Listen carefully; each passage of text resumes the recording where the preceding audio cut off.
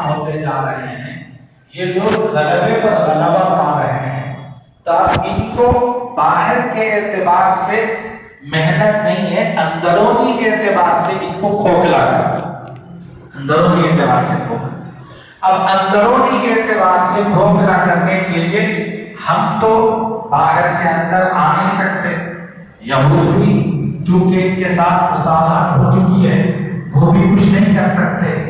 اب رہی بات منافقین، اب یہ منافق لوگ بچے ہوئے تھے، ان سے کہا گیا کہ تم لوگوں کو، مکے والوں نے کہا رسول اللہ صلی اللہ علیہ وسلم اور ان کے صحابہ کو مدینے سے نہیں نکالیں گے تو ہم تم کو چپ چپ کر حملہ کریں گے، یہودی لوگ تم کو بھی حملہ کریں گے۔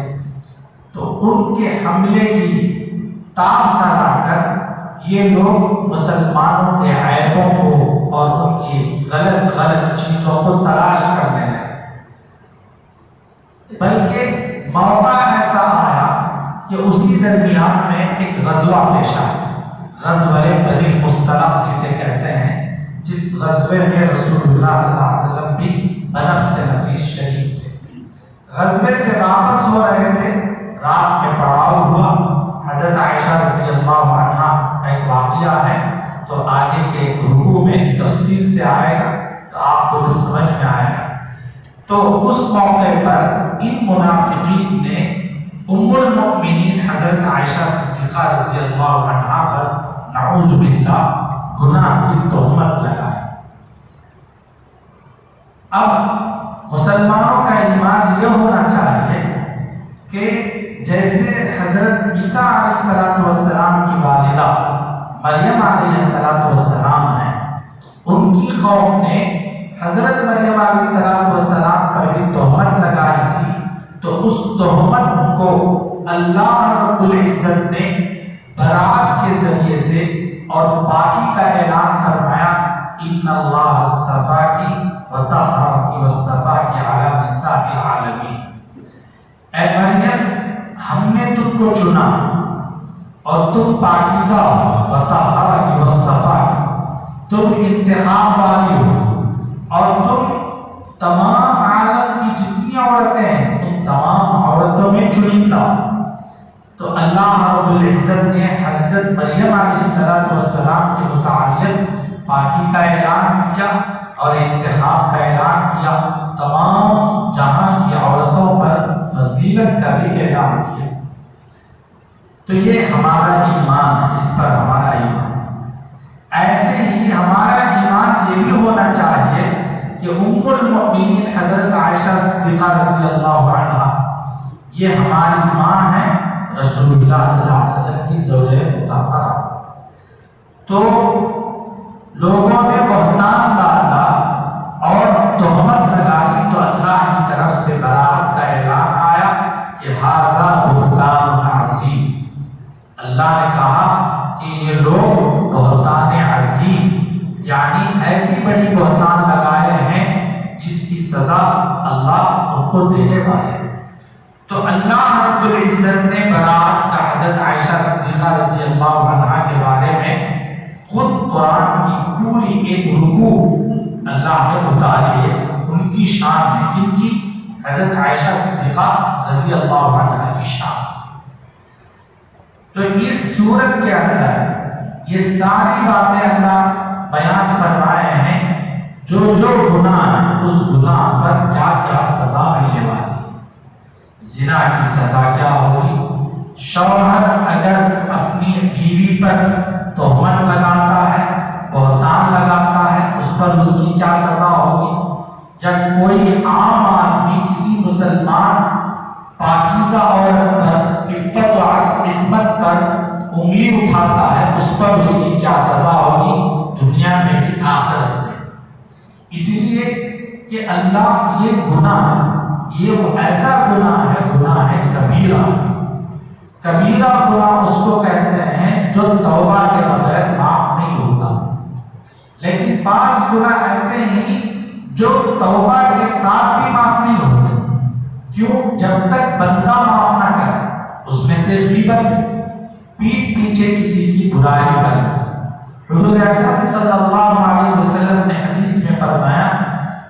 غیبت زنا سے بھی برا، غیبت قتل سے بڑھ کر، غیبت الغیبت اشد من الزنا، غیبت زنا سے بھی بڑھ کر، الغیبت اشد من القتل، غیبت کرنا، پیٹ پیچھے برائی کرنا قتل سے بھی بڑا گناہ۔ اب اس گناہ کی ہم توبہ بھی کریں گے تو معاف نہیں ہوگا، کیوں؟ جس کی ہم نے غیبت کی ہے اس سے ہم پہلے معافی چاہیں، وہ اگر معاف کرے گا تو اللہ ہمارے گناہ کو معاف کرے۔ جب تک ہم نے غیبت میں مبتلا رہیں گے اس وقت تک ہماری توبہ بھی کیا نہیں ہوگی، قبول نہیں ہوگی۔ ایک صحابی نے عرض کیا، یا رسول اللہ، ایک آدمی ایسا ہے جس کے اندر جو ہم گناہ کا ذکر کر رہے ہیں وہ گناہ اس میں پایا جاتا ہے، وہ عیب اس کے اندر موجود ہے۔ اب جو عیب اس کے اندر موجود ہے اس عیب کو ہم پیچھے بیان کر رہے ہیں، اس پر کیا سزا ملے گی؟ حالانکہ وہ عیب تو اس پر موجود ہے۔ رسول اللہ صلی اللہ علیہ وسلم نے فرمایا جو عیب موجود ہے اسی کو غیبت کہتے ہیں، جو عیب موجود ہے اسی کو غیبت کہتے ہیں۔ کہ آدمی اگر سن لے تو اس پر ناگواری کا اظہار ہوگا۔ اب جو عیب اس میں موجود نہیں ہے پھر بھی اس کے متعلق کوئی برائی بیان کر رہے ہیں تو اللہ کے نبی نے فرمایا یہ غیبت نہیں، یہ بہتان۔ یہ کیا ہے؟ بہتان ہے، تہمت۔ جو چیز اس میں موجود نہیں ہے اس کو تم کیا کر رہے ہیں، بول رہے ہیں، یہ تو اور بھی زیادہ گناہ۔ تو ان گناہوں سے بچنے کے لیے اور مومن پاک دامن صاف رہنے کے لیے اللہ رب العزت نے، نبی صلی اللہ علیہ وسلم نے یہ احکامات اور یہ قوانین، یہ چیزیں امت مسلمہ پر عائد فرمائے تاکہ ان گناہوں سے بچے، جب اللہ کی بارگاہ میں جائیں تو تمام گناہوں سے پاک صاف جائیں۔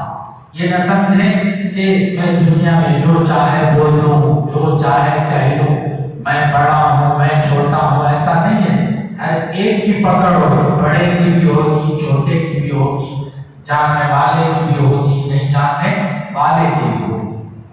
اب آیت کا ترجمہ سنیں، اس میں اللہ کیا فرماتے ہیں۔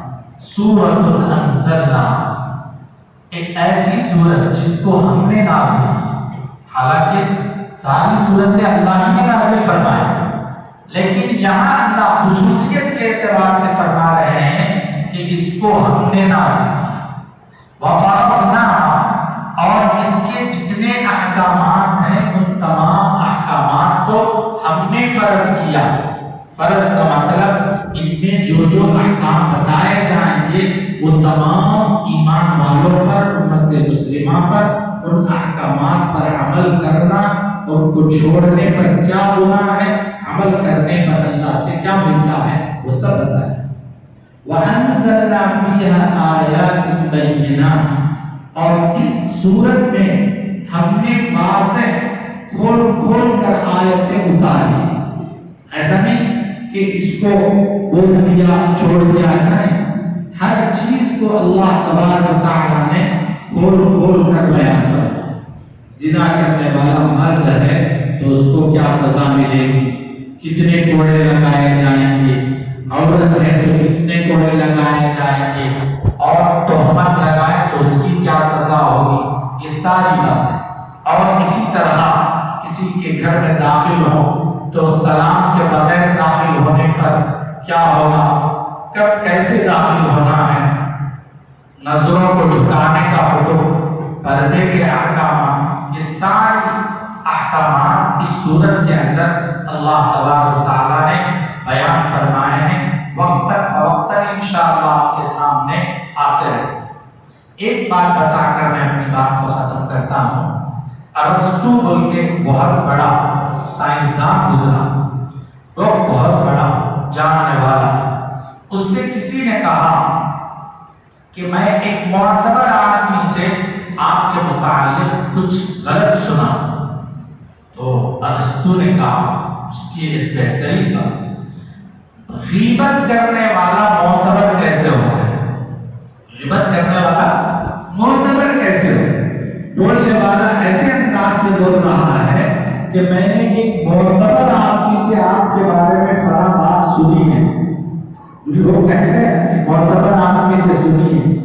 تو ارسطو نے کہا پیٹھ پیچھے برائی کرنے والا معتبر کیسے ہو؟ تو اس لیے غیبت بہت بڑا گناہ ہے، اس کو کم نہ سمجھے، معمولی نہ سمجھے. اللہ تعالیٰ سے دعا ہے کہ اللہ تعالیٰ ہم سب کو کہنے سننے سے زیادہ عمل کی توفیق نصیب فرمائے.